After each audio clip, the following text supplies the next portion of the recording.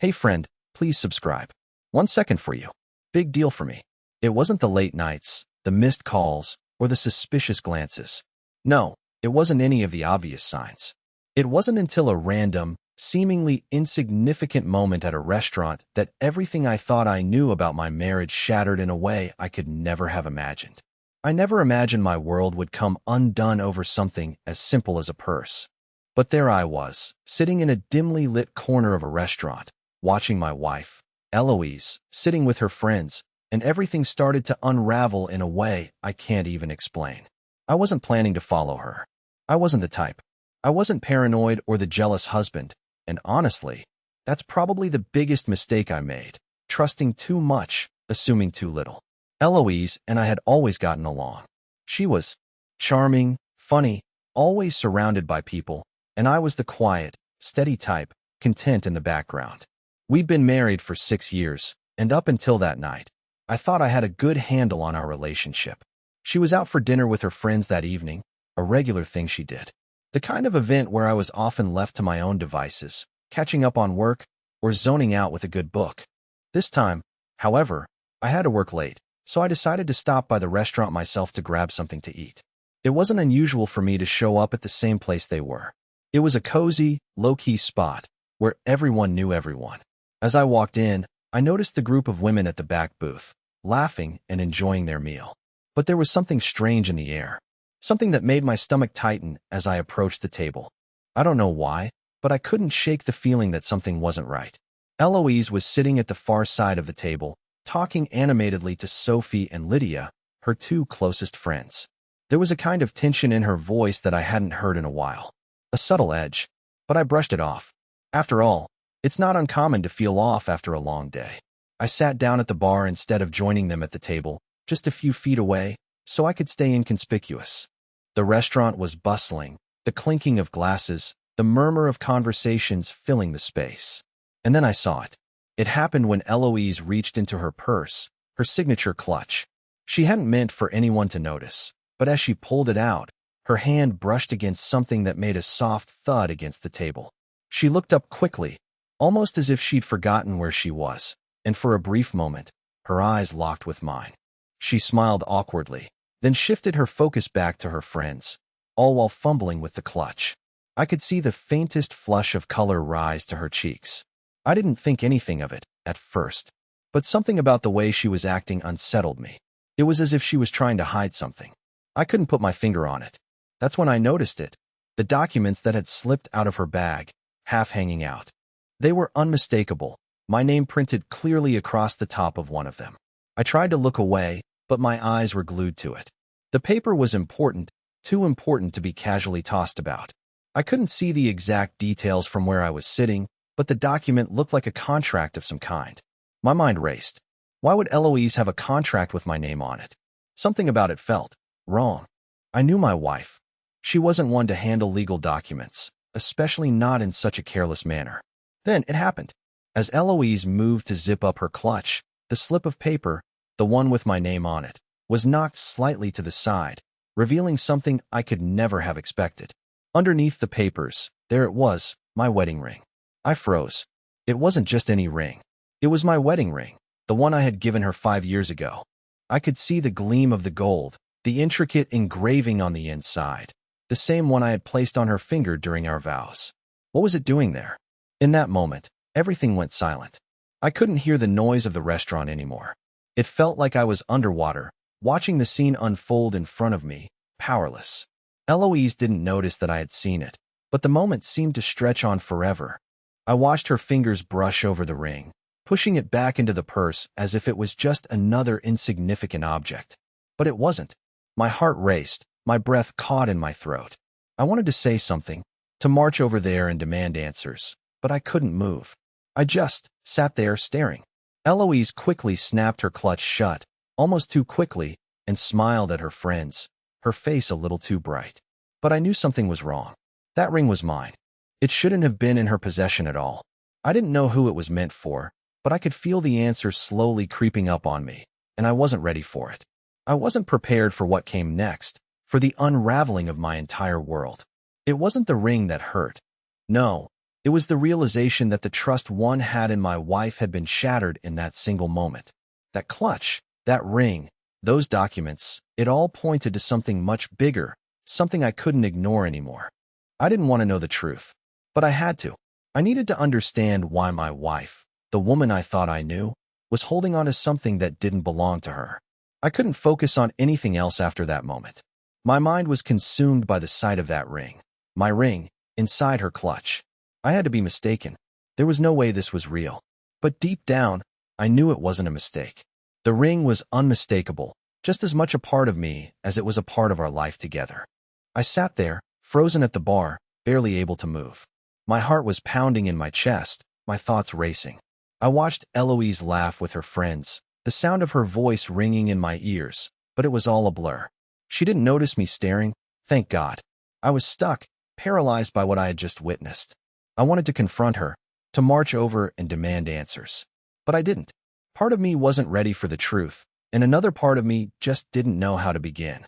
What could I even say? I saw the documents and my ring in your purse. What the hell is going on? Would that even make sense? I was no detective, but something was off. The more I thought about it, the more the pieces started falling into place, though I didn't want to admit it. The way she'd been acting lately, the late nights, the vague answers when I asked where she'd been. It was all adding up to something I didn't want to believe. But what if it was true? What if she was hiding something, or worse, someone? The conversation at the table was growing louder, and I caught snippets of it. Sophie was talking about a new art exhibit she had seen. Lydia was talking about a trip she had planned, and Eloise. Well, Eloise was being unusually quiet. I couldn't help but notice how she kept glancing at her phone, almost nervously. It was subtle, but I saw it. And then, something else caught my eye. As Eloise excused herself to the restroom, I saw the clutch again, sitting there, unattended on the table. Without thinking, I stood up. My hands were shaking, but I told myself I just needed to take a look. I needed to know what was in that bag, to make sense of what I had seen. I don't know why I thought I could do this so casually, but I took a deep breath and walked over. No one seemed to notice me approaching the table, and I quickly glanced at the clutch. It was open slightly, just enough to peek inside. My fingers brushed against it, and I felt a cold shiver run down my spine. The first thing I saw were papers, documents, not something I had expected to find.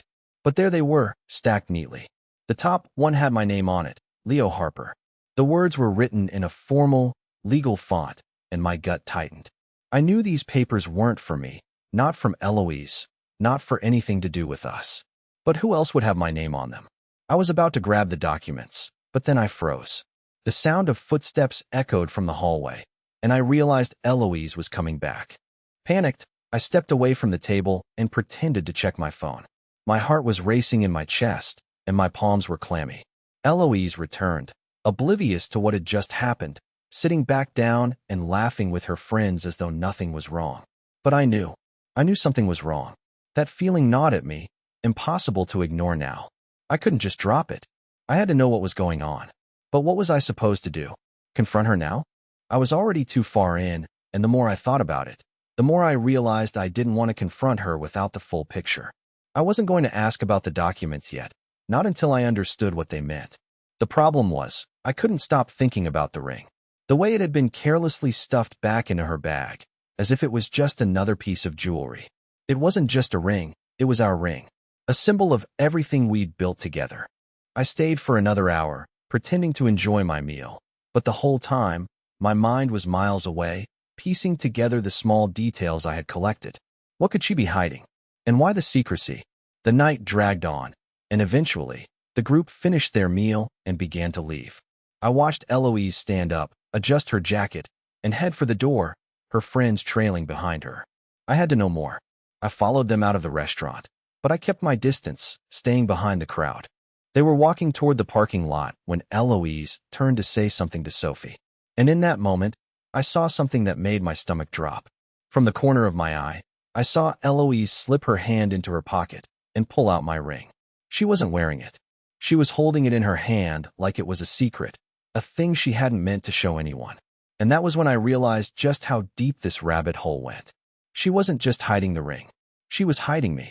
And I had no idea how far this was going to go. I couldn't stop thinking about that ring. It felt like the whole night had been leading up to that single moment. Eloise, my wife, casually pulling my wedding ring from her pocket like it was no big deal.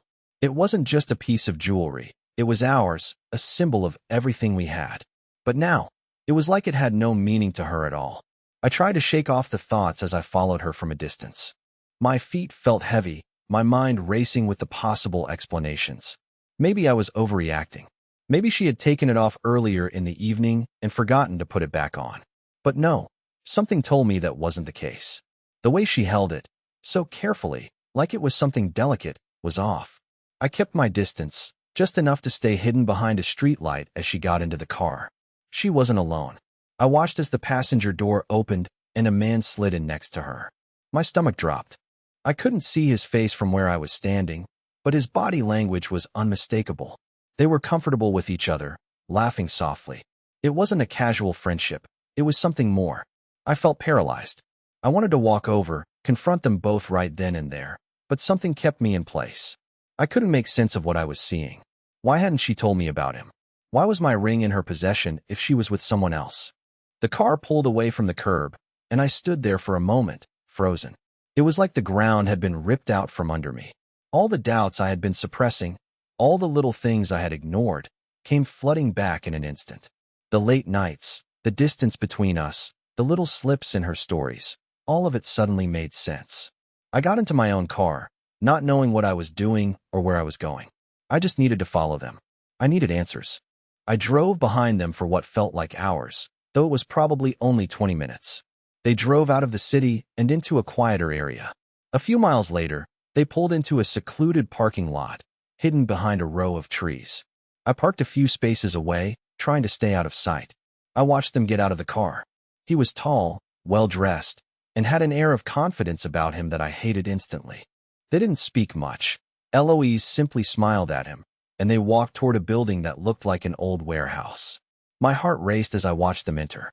My mind was screaming at me to turn around, to walk away. But I couldn't. I needed to know what was going on.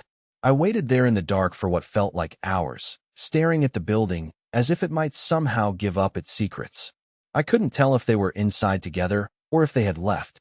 My nerves were shot, and every minute felt like an eternity. Finally, just as I was about to leave, the door opened, and they stepped out together.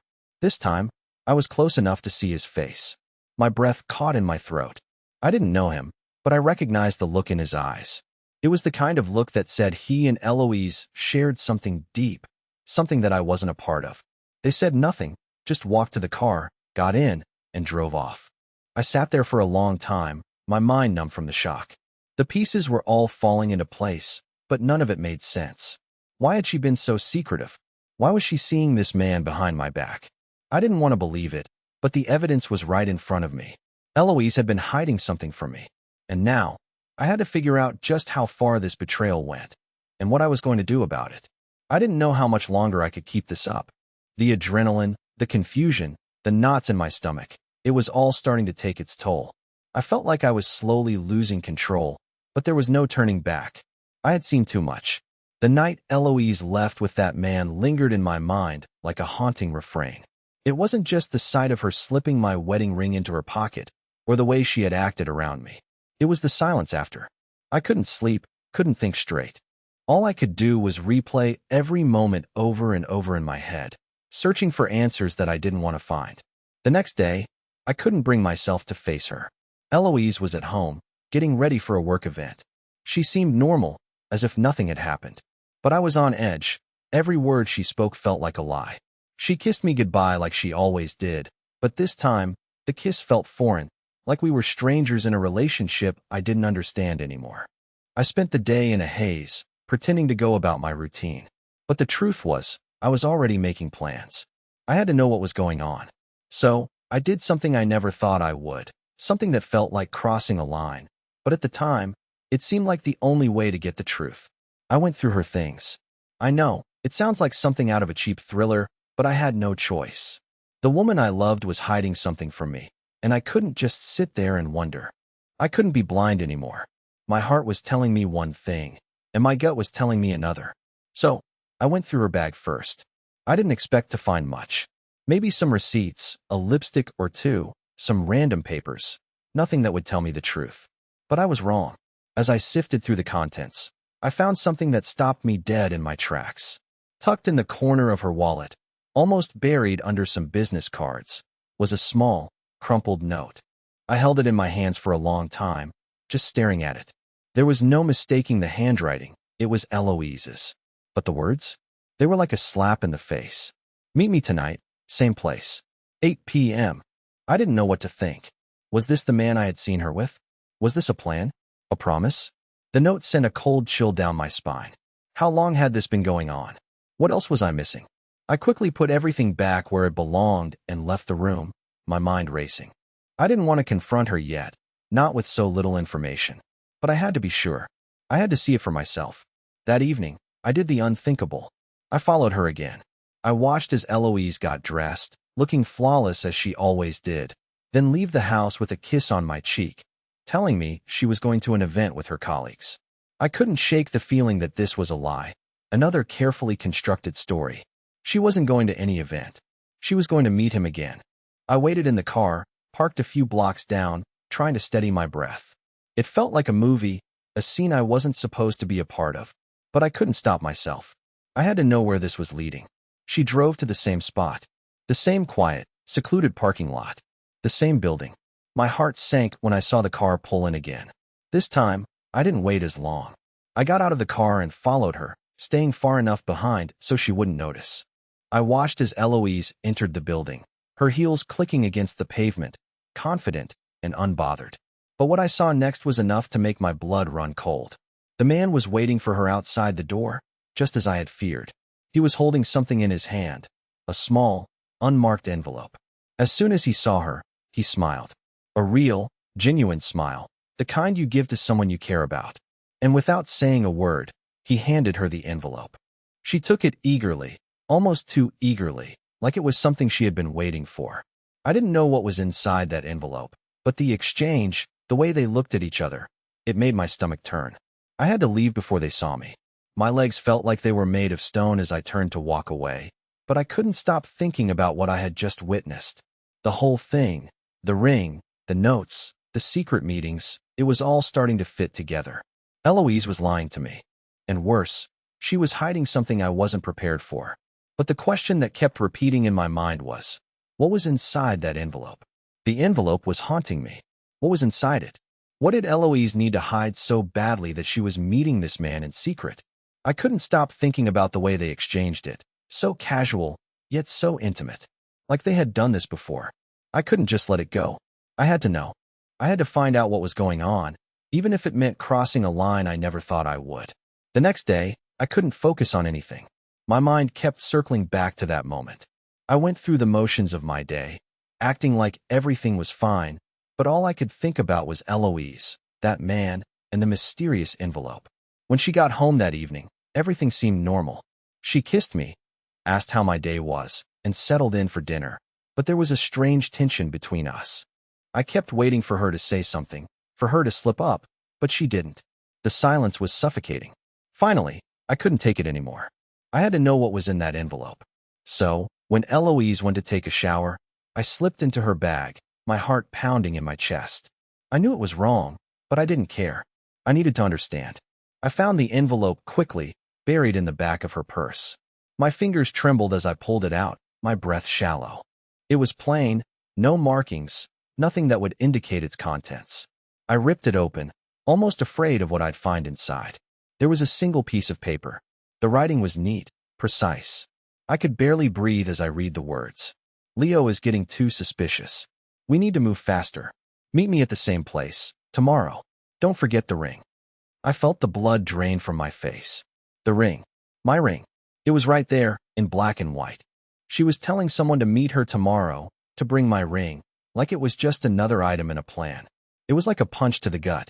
I sat there, staring at the paper, my hands shaking. The reality of it hit me all at once.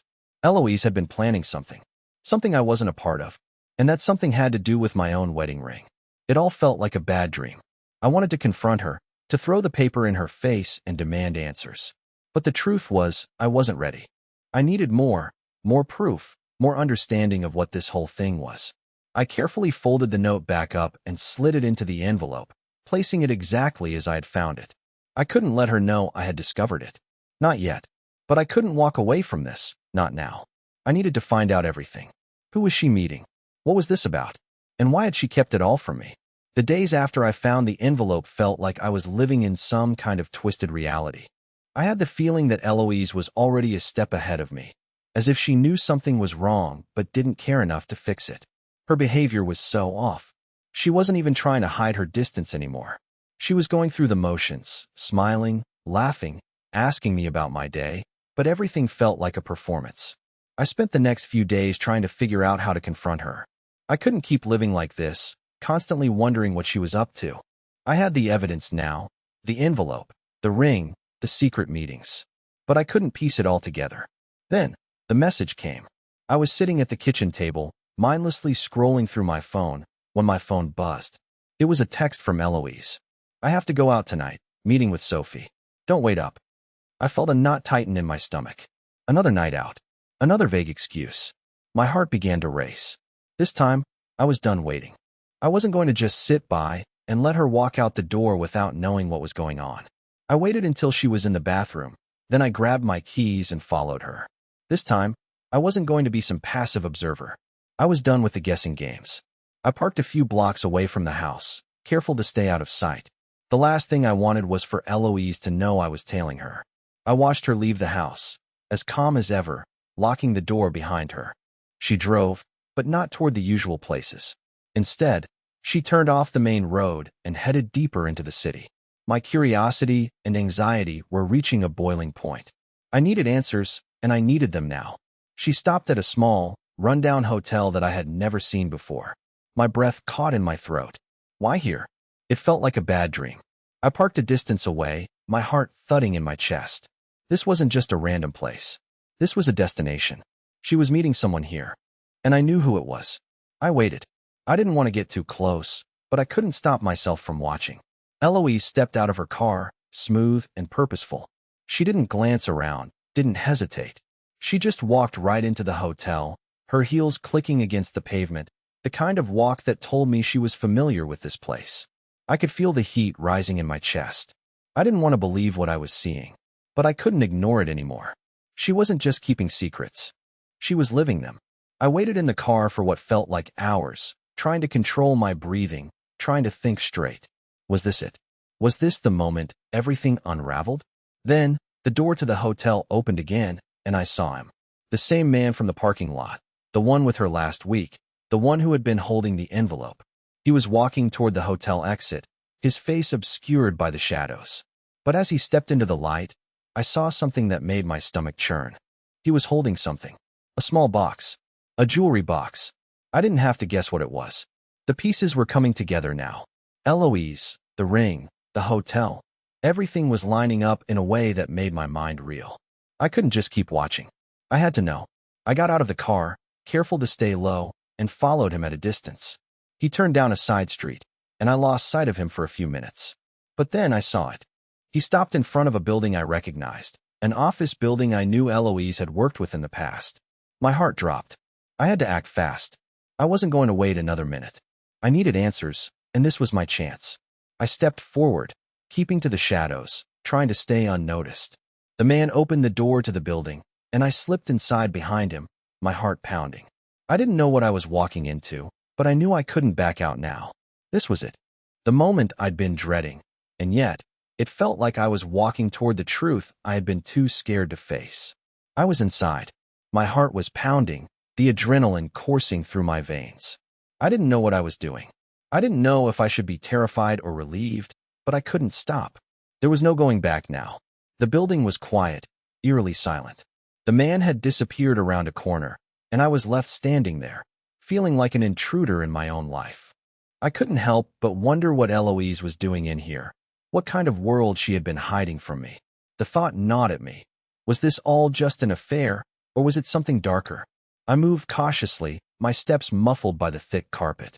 I needed to find out what was going on, but I couldn't let myself get caught.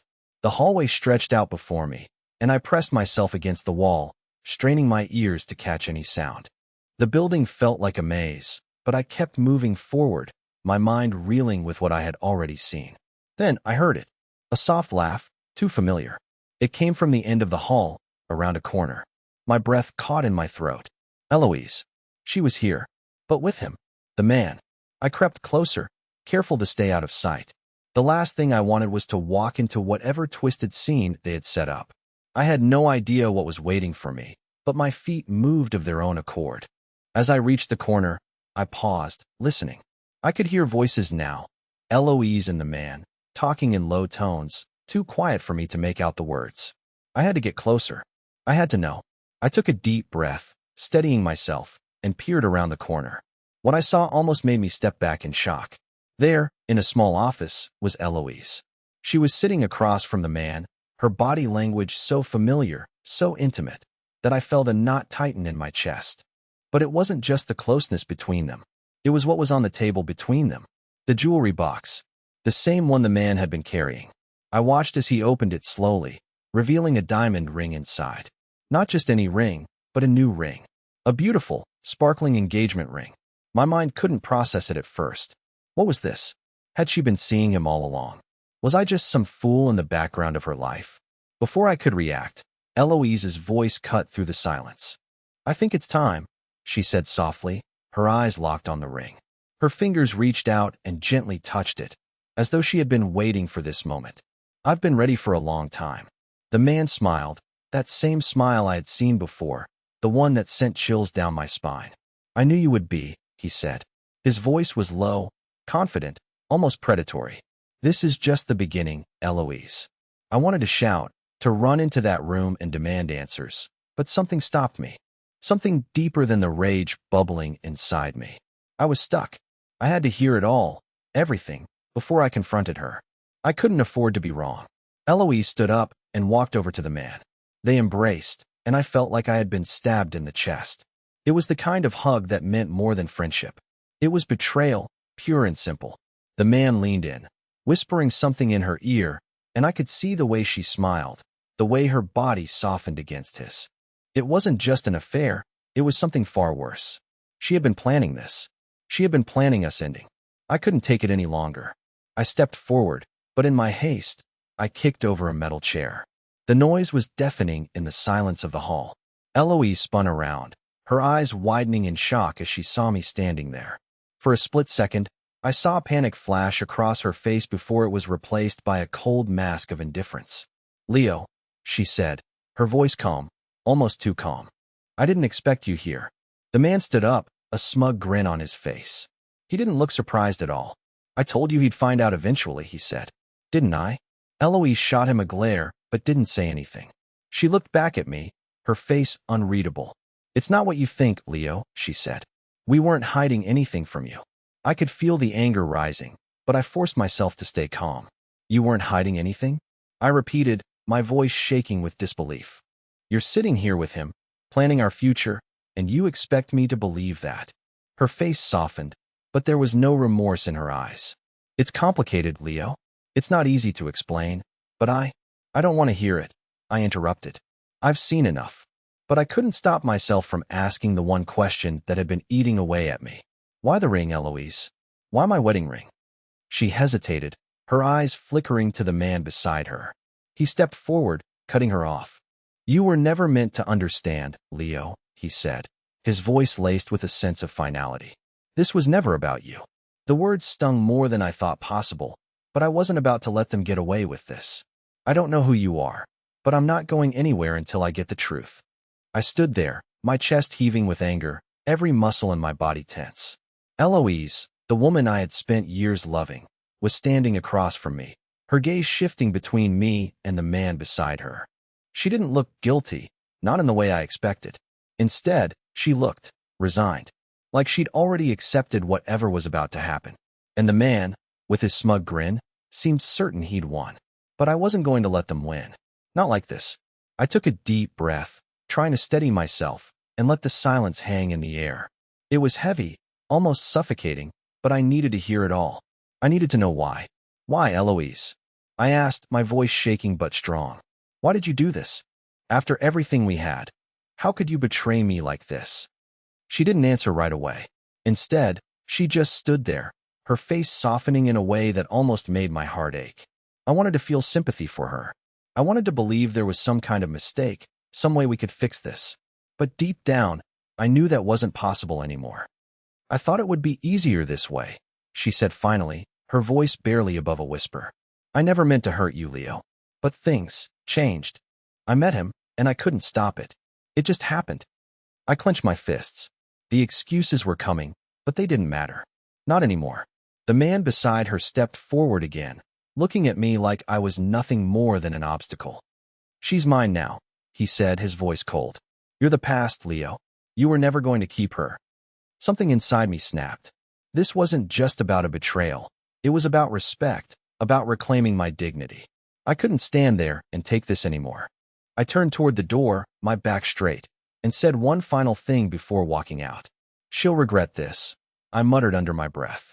I didn't know what that meant at the time, but something told me it was the right thing to say. The man scoffed, but I didn't look back. The next few weeks felt like a blur. I focused on rebuilding my life, piece by piece.